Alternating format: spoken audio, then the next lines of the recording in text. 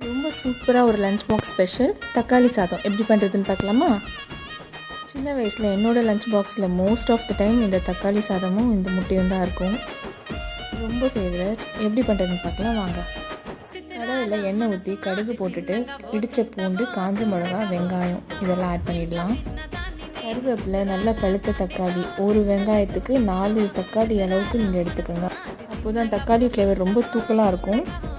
மஞ்சள் பொடி, மிளகாய் பொடி, கரம் மசாலா, காஷ்மீரி சில்லி பவுடர், உப்பு தேவையான அளவுக்கு போட்டுட்டு நல்லா மிக்ஸ் பண்ணிவிடுங்க. தக்காளி நல்லா பழுத்து மசிஞ்சு வரும். கொஞ்சமாக தண்ணி ஆட் பண்ணிக்கோங்க, அடி பிடிக்காமல் இருக்கும். நான் பாஸ்மதி ரைஸ் எடுத்திருக்கேன், நீங்கள் நார்மல் ரைஸ் கூட எடுத்துக்கலாம், அதுவும் நல்லாயிருக்கும். ஃபைனலாக கொத்தமல்லி தூவி ஜென்டிலாக ஒரு மிக்ஸ் கொடுத்திங்கன்னா செம்ம சூப்பரான தக்காளி சாதம் ரெடி. நீங்களும் ட்ரை பண்ணி பாருங்கள். அதுக்கு முன்னாடி சப்ஸ்கிரைப் பட்டனை தட்டிட்டு போயிடுங்க. தேங்க்யூ.